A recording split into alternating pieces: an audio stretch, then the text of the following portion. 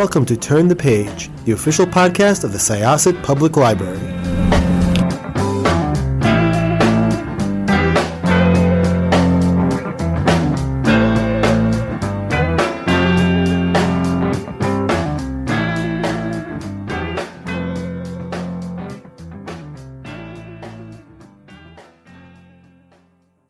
Welcome to Syosset Library's Turn the Page podcast. I am Jessica. I am one of your hosts, and with me, we also have another wonderful librarian host. Please tell everyone who you are.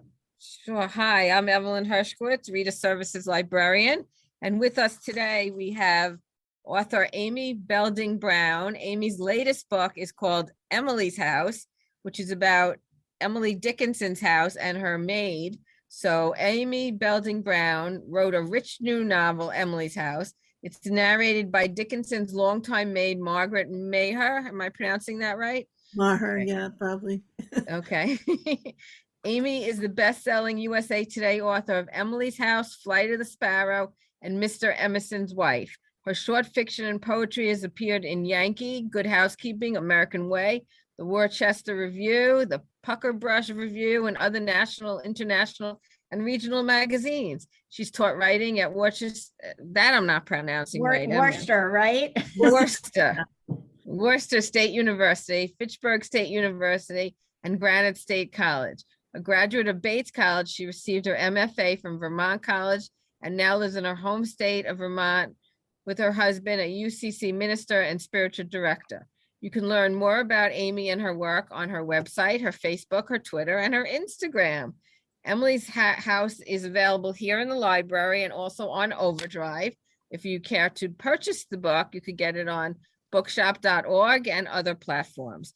So Amy, thank you so much for joining us today. I am loving this story. It is so great.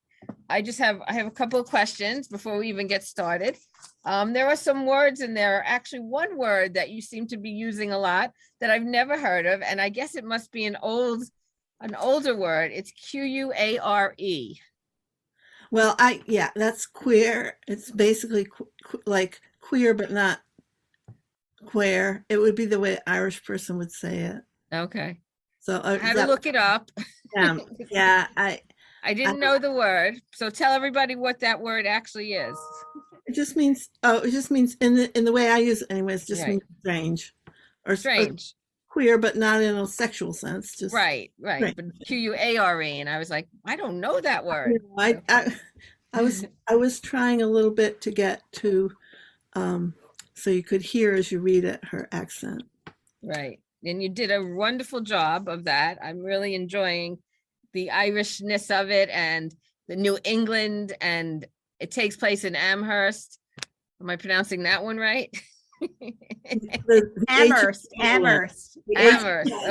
I'm from Long Island, so I don't know all the towns up there. I'm sorry. Lots of people in Massachusetts don't pronounce it. Okay. When I am very well acquainted with Emily's House because, and as Evelyn knows, my brother and sister-in-law both met up at UMass Amherst, and I called it Amherst for the longest time. And then I think finally when my brother was actually moving up there and decided he was just going to go full New England, he just was like, it's Amherst.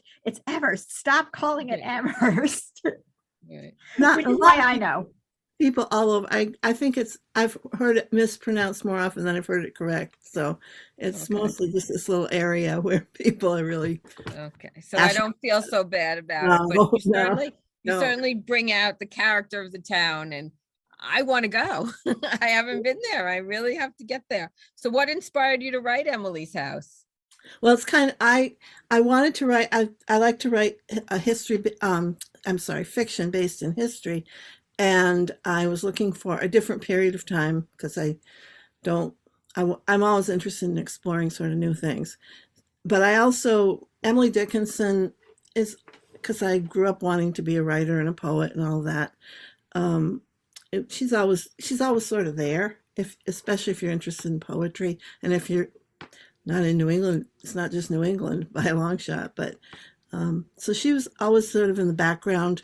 My aunt, who I dedicated the book to, was a great and very influential in my life. She was a great lover of Emily Dickinson's poetry and her life. And we visited with her, she often would just quote some of Emily's poems just off the top. She had some of them memorized. And also, my grandmother lived in nearby Northampton. And so when we visited her, we sometimes went to Amherst. At that point, that was a long time ago, and the house wasn't a museum, but we would pass it, and it always looked sort of mysterious to me behind its hedge. At that point, it was like a lot of trees were growing up, and the hedge had turned into trees, hemlock trees, and so it was sort of hidden. It looked mysterious. And then when I did read a little about her, she seemed very mysterious. So I was curious about her as much as anything. And so one of the reasons I like writing these novels is to just satisfy my curiosity about the person I pick. So I started out thinking I would write something with Emily Dickinson's in her world. I actually thought at one point maybe I'll try to do it from her point of view, but I very quickly realized that I didn't think I could capture the way she thought adequately and the way she wrote and spoke. And so I realized I couldn't do it from her point of view, but someone close to her. And I was sort of searching around for different things. I was reading a lot of biographies of her, and I came across this book, Maid as Muse, by Aoife Murray, who, which is a fascinating book. It's a close examination of the servants in the Dickinson family. A whole bunch of different servants, Black servants. I think there may be some, anyways, the Native Americans were somewhat involved, if not, I don't think they were directly servants, but they were tradespeople sometimes, and a lot of Irish people in that world. And if you read that book, Margaret Maher stands out. She was a long-term maid with the Dickinsons, who worked for them from about 1869 until Lavinia Dickinson, Emily's sister, died in 1899. So there's about 30 years. So she was there for the last 17 years of Emily's life. And once I read the fact that she had actually sort of saved the poems had been hidden in her trunk. All the poems that were made into little booklets, the fascicles, were all hidden in the maid's trunk. And Emily had made her promise to burn them when she died, and that she hadn't done that. I thought, well, I got to write about this woman. She's kind of amazing in that she, by not following her mistress's orders at that point, she saved them for the rest of us. So. Right. Did Emily publish any while she was living? I think there were about, I may be wrong about this, but I think there were about 7 published. That's it. Like the newspapers. Yeah, she didn't, I think she really was uncomfortable with that, but she also, people didn't really she tried to get some published, more published, but her poetry was not the standard poetry of the day. It didn't have the kind of rhymes people wanted, and she had all these weird dashes and things like that people didn't, really know what to do with. They didn't feel it really qualified, plus she was a woman, so it was sort of almost considered second rate. So she didn't get much published. I think there were people that recognized her genius, but didn't feel that they could really publish and make anything of it.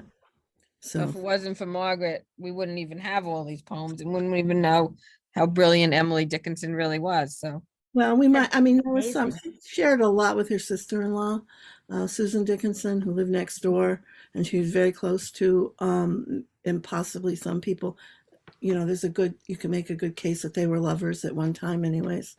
But she was probably her first reader and best reader. And she certainly had some of them, because Emily would also send them out, some of her poems, to friends. So they would be included in letters often, or as little gifts. And so there were people that had them, but it would have been a real headache to collect them all. And I don't think they didn't have all of them. Mhm. So the bulk were in the trunk. It's just so amazing to think that we were so close to never knowing, if it was the wrong person. Right. If she'd followed her orders, we wouldn't have them. Right. And some of those poems are the ones that she's most famous for now, like the one about not stopping for death, and Right. the ones we really know well. Oh, because I Right. couldn't stop for death. Right. I'm glad that you wrote this book about her. That was very nice of you. So how did you approach your research for this book? Well, I love the research. I probably love it too much because I spend an awful lot of time on it. But I started by reading everything I could in Emily Dickinson. Then I read Maid as Muse, and from Maid as Muse, I basically read everything that was referenced in there that I could get my hands on. There's actually a lot. Once you start digging for things, I found this with my other books too. Once you start digging, you find more and more, and one source will lead you to another one. So I start by trying to get as much information as I can, kind of compare and contrast. When it comes to Emily, there are many different biographies out there and books that have takes on her, and they don't all agree. So one of the problems with is sifting that out. It's not like all the scholars agree about what caused her reclusiveness or her sexuality or all those things, or why she was the way she was. So there's lots and lots of different takes. So I had to kind of settle into what felt right to me, and putting it through having all come through Margaret Maher's eyes meant I also had to sift it through an Irish sensibility, an Irish Catholic sensibility.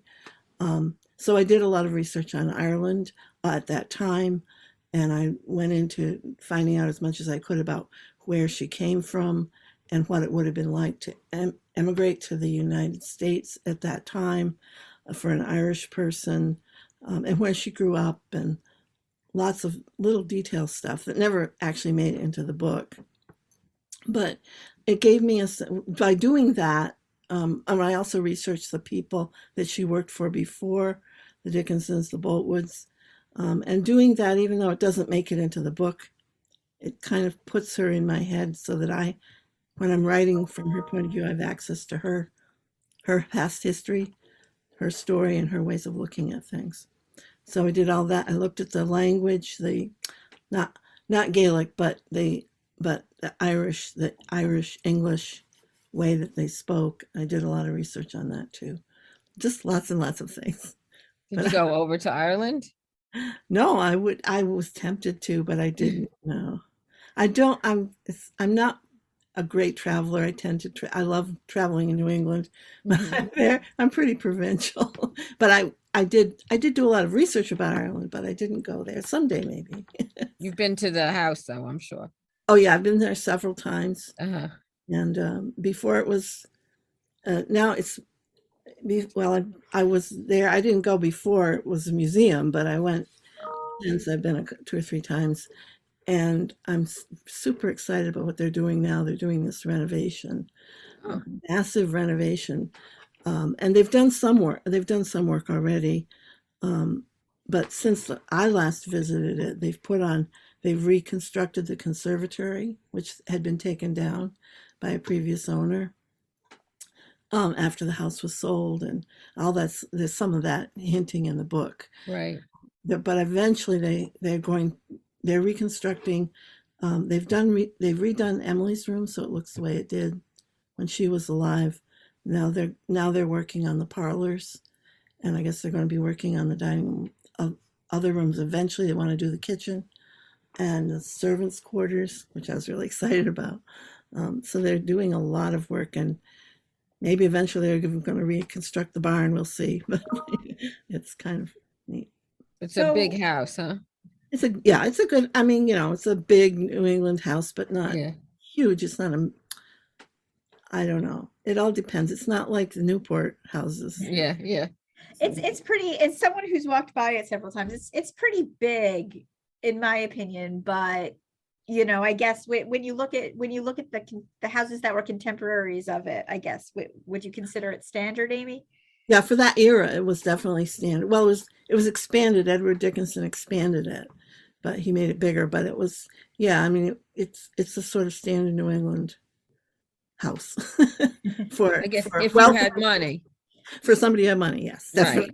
You had to have money. It wasn't a standard house for That's right. somebody who didn't have money. We have to make sure that's clear. It Yeah. wasn't, you know, they had servants and they had money, obviously. Yeah.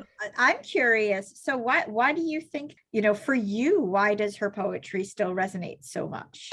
Okay. Well, for me, I find her poetry, and Emily herself still mysterious even after all the work I did, all the research I did. She's somewhat of a mystery. But her poetry, first of all, I'm grabbed by the way she uses language. And that's partly because I love playing with language and I love, using words to make beautiful constructions, and using words and what impact they have. The way she uses words is, I don't know anyone that does it that way. She's amazing. So that's the big thing. And the other thing for me, it's kind of funny, but some of her, I don't think there are some poems of hers that are quite accessible, but many of them I think are multi-layered and they're even confusing. I found most of them are quite short, but I found that when I was reading them, I couldn't read too many at a time because it was just too much. It was almost like it gave me a headache each one, they're like little jewels, and I wanted to contemplate each one and spend time with each one. So that's my reaction. But I don't know that an English scholar, English professor would say they might have a better take on why she resonates with so many people. There may be a certain level in which you can project your own thoughts and feelings onto them, with some of them. And they also, for me anyways, they always sort of seem to open a door into some new thoughts and something I hadn't thought about. Have you taught Emily Dickinson? No. Oh, I've okay. taught writing. I've never really taught literature. So Oh, okay. What did you do before you were writing? I started writing when I was about 9. I mean, I just always wanted to write, so I read a lot. But the things I've done with my life, and I'm very old school. I feel like I'm a throwback. Well, I am another generation, but I married a minister, and I didn't set out to do that, and then I had a bunch of children. I have 4 children, so I did a lot of childcare, and I did work. I did temp work a lot. I worked at the Orchard House Museum in Concord, Massachusetts, where the Alcotts lived, which I loved that job. And then eventually I got my MFA, and in part so I could teach. But it wasn't that I loved teaching, it was that I loved writing. And I mean, it was okay teaching, but I ended up teaching mostly composition. So wait a second. So you worked where the Alcotts lived? Yes, I did. Are we going to see Louisa May's house as a follow up to this? No, not right away. I think it's that I've had this. I've thought of it. I've thought of writing about her mother. There's been a lot written about her, and when I write something, when I choose a subject, I'm interested in exploring stuff I don't know too much about. I mean, I could talk for a long time about the Alcotts, but I'm not sure. Which is a wonderful family, fascinating. But I'm not at this point. I don't feel. I feel I find I have to have a lot of energy and a lot of drive in order to embark on a novel. Because for me, it's a long process, and I dedicate I eat and drink it, and I wake and sleep it, if you will. So, how long did it take you to write Emily's house? Oh, that took me about, the book Flight of the Sparrow was published in 2014, and Emily's house was finished in 2020. So it's a long time. So about 6 years, 7 years, 6. And that's, for me, it's short, but I don't write, I'm not interested in cranking out books. I'm interested in exploration and discovery and using words in a way that will evoke feelings and experiences for the So reader. what is your process? Do you outline or do you just fly by the seat of your pants? Yeah, I'm more of a pantser. I Okay. start with a character and I You're start a with information. pantser. Yeah. But I also, because I choose real life people, I've done that. There is a sort of a constraint. It's not an outline at all, but there's, I don't feel comfortable just making them go off. And like with Margaret, I don't feel comfortable making her go off and marry Patrick and move back to Ireland or something like that, because she didn't do that. The real person stayed with the Dickinsons. So I have to find ways of fitting the real story into, or my story into the real story in a way. My process. So anyway, and then I do a lot of drafts. I find that the character comes alive once I've started to actually put them on a page in a scene. And so even though I have information about the character before I start, I don't, then once they actually, I put them into situations where they have to act, then I get to know who they are. It kind of goes from there and builds. But I've tried outlining. I always think I tried, I've tried. In the middle of the process, it's much more useful for me. Like when I've got a draft or two, and then I try outlining, and it works better. So during your research or your writing, was there anything you found particularly surprising? For this particular book, Mhm. why am I not? I can't think of anything off the top. I mean, I love following whatever's interesting and surprising to me. So I'm trying. I think to some extent I was kind of surprised about Otis Lord as being, that was a reason, that Emily was attracted to him, who didn't seem like a very attractive person to me. And I don't understand all the reasons for it, but there was at least an informal engagement there. So historically, that was sort of surprising to me. I don't know. I'm sorry. I can't think of It's anything. okay. No, And that's fine. I think a lot of it's surprising. Just nothing pops into my head. So. okay. And was there anything that you must have learned a lot of things about them that you didn't really know before you started writing the novel. I mean, there must have been so much. Yeah, I didn't really, until I started writing the novel and digging into it, I didn't know really about Austin Dickinson's affair with Mabel Loomis Todd, and Mabel Loomis Todd, she played a big part in bringing Emily's poems to light. I didn't end up with a very good feeling about her after I'd done my research as a person, but she certainly did the literary world some, she brought them into publication. She changed some of them to make them acceptable. Oh, really? She rewrote them? Some of them, she actually rewrote the words. She did an awful lot. She took out the dashes, put in punctuation, gave them titles, which Emily never did. So she did some of that stuff. And hers are the ones that are in the public domain, although they're all over. Her poems with the dashes are all over the place anyways, even though I think they're technically under copyright because they weren't done that way until the 1950s. So they weren't published that way. No. So without giving anything away, what do you hope readers will take away from reading Emily's House? I would hope that readers could take away an understanding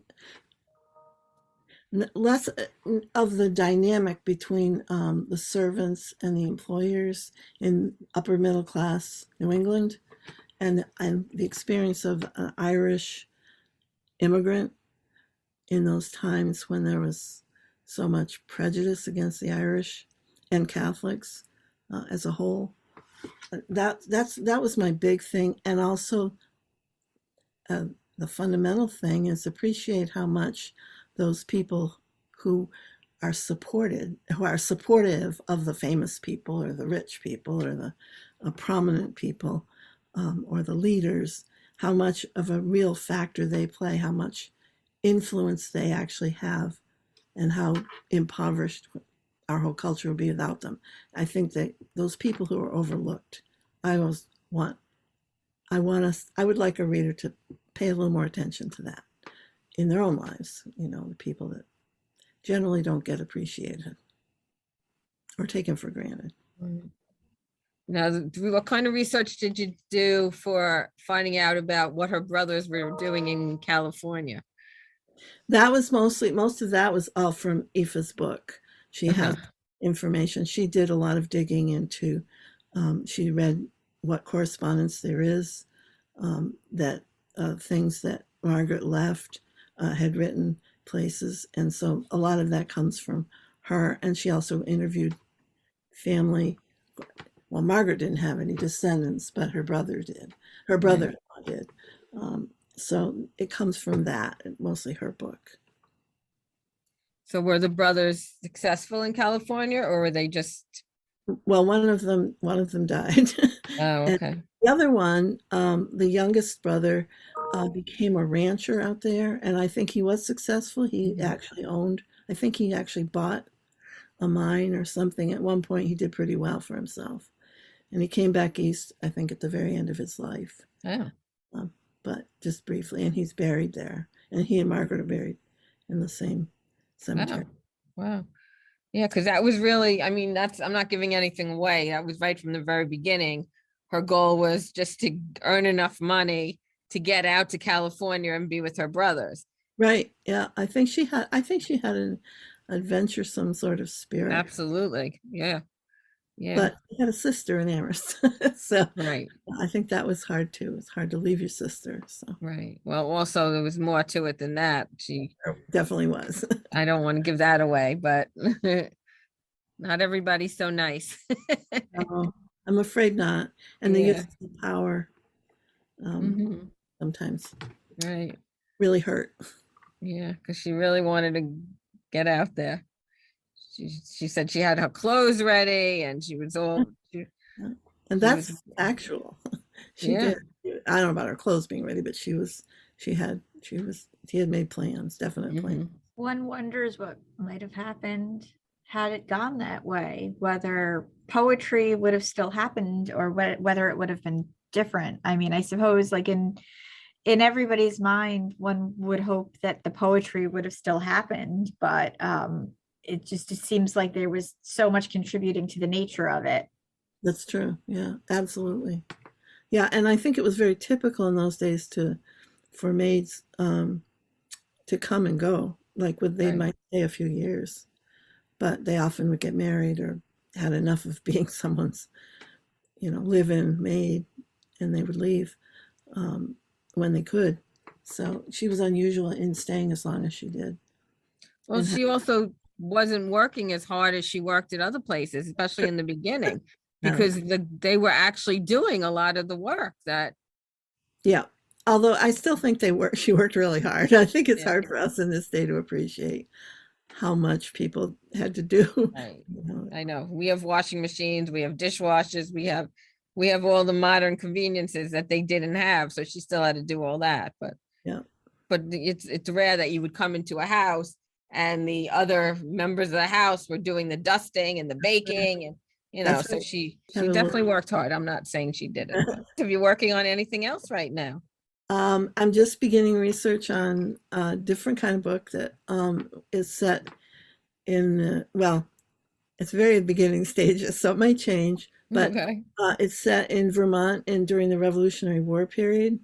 And Vermont became a state, it became actually an independent republic in 1777 because it wasn't a colony. So before the Revolution, it was being fought over by New York and New Hampshire, that territory. That's Vermont. Both the king, I don't know how they do this, but the king in England had given New Hampshire the land up to the Hudson River, and then he decided that New York could have the land to the Connecticut River. So that kind of made Vermont a sort of no man's land. Anyways, that was part of it, and then the Revolution happened. So I'm setting it at a pretty turbulent time. And then of course with the American Revolution, with the British troops in Canada and the American, that whole territory was crisscrossed by a lot of different people. And I found a woman historically who was a spy. So I'm interested in that. Wow, that sounds great. Good. So this one is Massachusetts, and then you're going to do Vermont. Where were your other books? What other states were they in? They were both in Massachusetts. Oh, okay. It was because that's where I was living at the time. And there's also, Massachusetts has a really rich history. I mean, there's lots and lots to choose from. I have lived in Maine and Massachusetts, but Vermont is, it's almost like a book of my heart to want to write one that's set here, because that's where it came from. So Very nice. Vermont's beautiful. I had gone when I was a child. Haven't been in a while, but it's a beautiful state. thank you. Yeah, really I nice. haven't been to Long Island, but I do have a daughter that lives in New York City. So Oh, okay. So you're close. You can Yeah, hop on over if you ever feel like it. she can take me there. I'm not a city person at all. Well, Long Island is not city. City No, is, she'd have to show me around. yeah, no, I'm not a No, city where- person. I definitely prefer the suburbs. Right. So we thank you so much for speaking with us at Turn the Page, Syosset Libraries podcast.